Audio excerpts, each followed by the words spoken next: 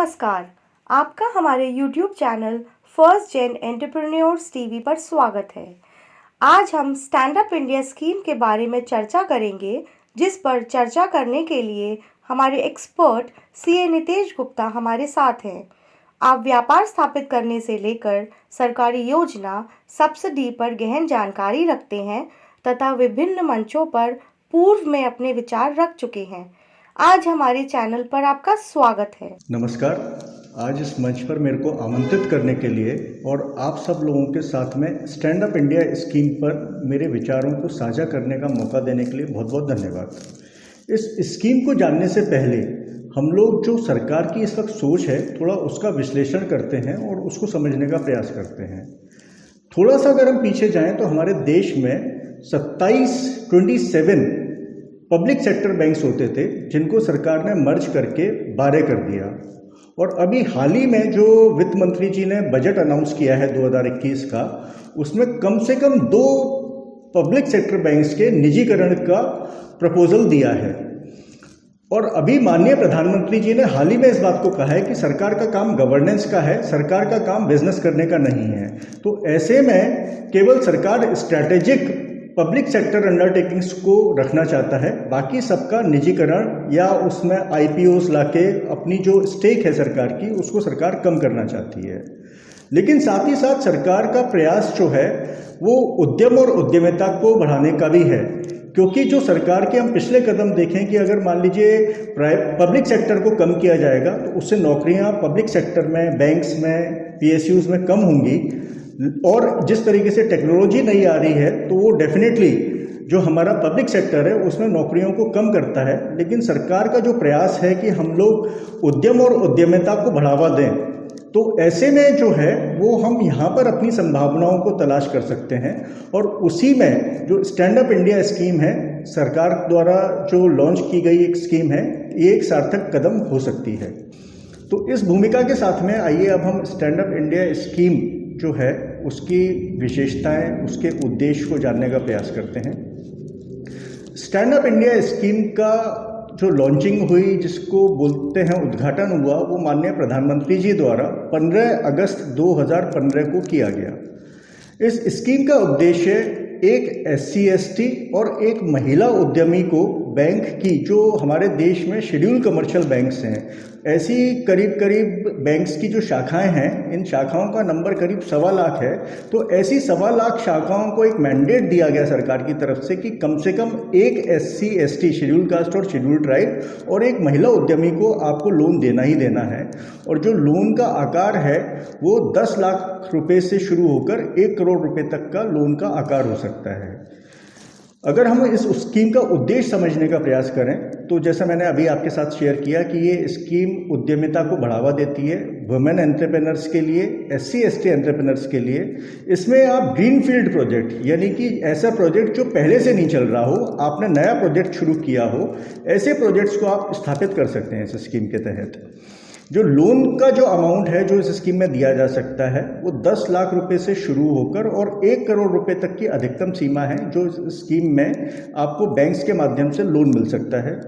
ये जो लोन मिलेगा, ये मैन्युफैक्चरिंग सेक्टर में अगर आप कुछ करना चाह रहे हैं कि आप मशीन से कुछ निर्माण करना चाह रहे हैं किसी प्रोडक्ट का, आप सर्विस सेक्टर के तहत, जैसे कि आप सर्विस इंडस्ट्री में, जैसे मैं ब्यूटी पार्लर का एग्जांपल लूँ, लॉन्ड्री सर्विसेज का एग्जांपल लूँ या कोरियर एजेंसी का एग्जांपल लूँ, तो ये सारी चीज़ें हमारे सर्विस सेक्टर में आती हैं।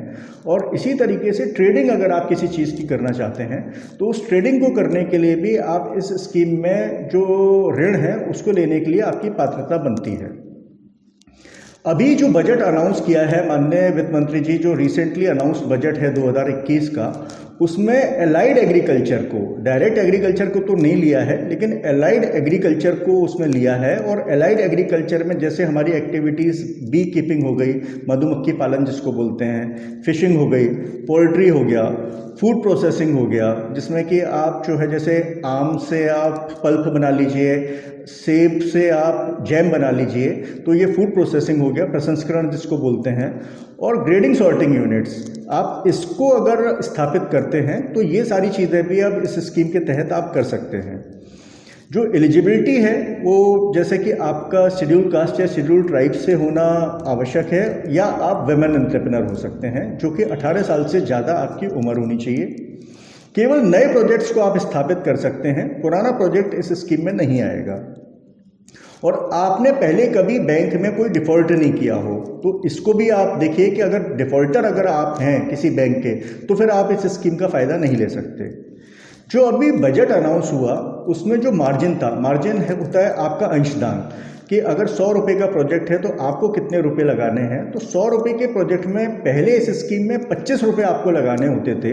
जो अभी 2021 का बजट अनाउंस हुआ है उसके तहत अब आपको मात्र 15 रुपये इस स्कीम में लगाने हैं और आप अपने प्रोजेक्ट को शुरू कर सकते हैं। सिक्योरिटी के तौर पर जो है, जो बैंक जिस चीज़ के लिए आपको लोन दे रहा है वो तो बैंक के पास में बंधक रहेगा ही रहेगा। बैंक आपसे कोलेट्रल सिक्योरिटी, जिसमें कोई आपकी घर की प्रॉपर्टी या आपका एफडीआर वगैरह को बैंक बोल सकता है, जो कि सिक्योरिटी बैंक मांग सकता है।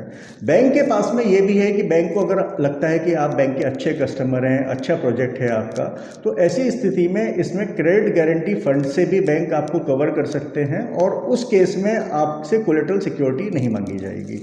रीपेमेंट जो आपको लोन का करना है, क्योंकि इसमें जो कंपोनेंट है वो आपको, अगर प्रोजेक्ट आपका ऐसा है कि उसमें आपको कच्चा माल खरीदना है तो उसके लिए वर्किंग कैपिटल लिमिट मिलेगी और मशीन्स या बिल्डिंग के लिए टर्म लोन मिलेगा।